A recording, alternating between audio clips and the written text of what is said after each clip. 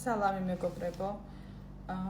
მოკლედ ტრადიციულად მეგობართან დისკუსიის შემდეგ დაგიბრუნდით და არასთქმასთან დაკავშირებით ვესაუბრებოდი ჩემს მეგობარს და ერთი ძალიან საინტერესო ვიდეო გამიზიარა და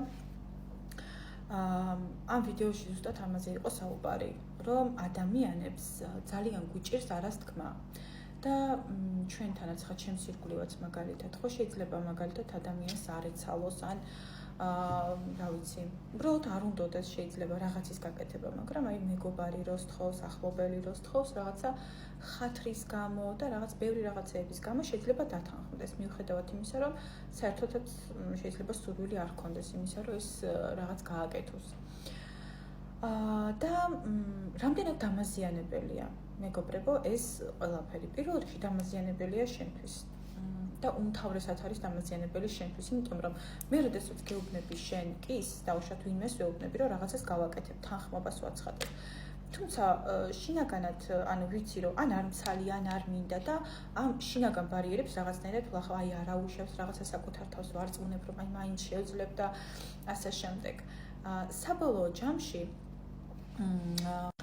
საბოლოო ჯამში შენ პასუხისმგებლობას მაკისრებ მე იმ კისთვის, რაც მე გითხარი და ამ დანარჩენ პროცესებს, რა თქმა უნდა, ვერ ხედავს სხვა ადამიანი შენში, როდესაც შენ ამ ყველაფერს შინაგანად ხარშავ, ასე ვთქვათ, ხო? და საბოლოო ჯამში, როდესაც ადამიანი არ ამბობს არასდროს და მუდმივად ამბობს კის, მას ისე ექცევიან, თითქოს ის ყოველთვის უნდა იყოს ხელმისაწვდომი. რაც ფაქტობრივად ხო ბუნებრივია, ხო, იმიტომ რომ როდესაც არასდროს უარს არ ამბობ არაფერზე, ისე გექცევიან, რომ მუდმივად უნდა იყოს ხელმისაწვდომი ყველასთვის. თან აქ ორი მომენტია. ერთი არის ის, რომ მე რატო ვამბობ კის, როდესაც არ მინდა კის თქმა და მაინც ვამბობ, ხო? ერთი არის ის, რომ კონფლიქტის თავიდან არიდება მინდა, ან უნდა ვინმეს, ხო? და მეორე არის ის, რომ რაღაცა დაძაბულობის, რაღაცა შიშია, ხო, ერთგვარი. მაგალითად, მე მსმენია და მოუყოლია ჩემთვის, რომ ანუ კი, იმიტომ ვთქვი, რომ ადამიანის დაკარგვა შემეშინდა რაღაცა ისეთი თხოვნა იყო, თან ძალიან, ანუ წვრილმანი თხოვნა კი არ იყო, არამედ საკმაოდ რთული და შესაბამისად, ანუ შემეშინდა, რომ უარს თუ ვეტყოდი ადამიანს, მაშინ დავკარგავდი. ანუ ეს მომენტიც არის. და ეს რა თქმა უნდა არის დიდი პრობლემა. გარდა ამისა, არსებობს ერთი მომენტი. ფიზიკურად შეიძლება რაღაცა გაუკეთო ადამიანს და ფიზიკურად იყო მისთვის ხელმისაწვდომი, თუმცა ფსიქოლოგიურად, როდესაც ეს არ გინდა, ხო, ანუ ისედაც იგრძნობა. ანუ შენ როდესაც აკეთებ რაღაცას, ან ხათრით, ან რაღაცა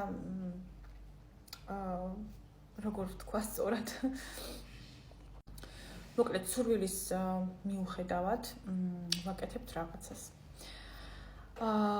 და ეს იგრძნობა, ანუ ფსიქოლოგიურად, როდესაც ადამიანი ჩართული არ არის, ფიზიკურად შეიძლება იყოს ჩართული რაღაცა კონკრეტულ ქმედებაში, მაგრამ ფსიქოლოგიურად, როდესაც არ არის ჩართული და თუ მე არ მინდა რაღაც, ვერ ვიქნები ამაში ჩართული, ხო? მთელი ჩემი გულით, გონებით და ასე შემდეგ, ეს რა თქმა უნდა იგრძნობა. ეს იგრძნობა და ადამიანი ამას აუცილებლად მეორე ადამიანი ამას აუცილებლად გრძნობს. და საბოლოო ჯამში, როდესაც ვამბობთ რაღაცეებზე კის, რაზეც არ გვინდა რომ თქვა სინამდვილეში და უარის თქმა გვირჩევნია, ხო? ეს უკმაყოფილება ადამიანში გროვდება.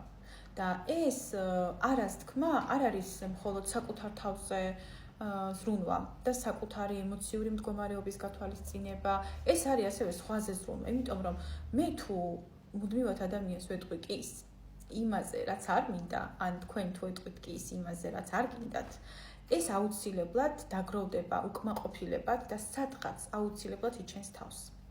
და ეს მერე შეიძლება გახდეს კონფლიქტის მიზეზი. ამიტომ არა იმიტომ, რომ თქვა ეს ორმხრივი ზრუნვაა, ანუ ცალსახად, იმიტომ რომ თუ მე რაღაცის გაკეთება არ მინდა და მაინც ვამბობ კის, ამას შემდეგ ექნება საკმაოდ ისეთი სერიოზული შედეგები.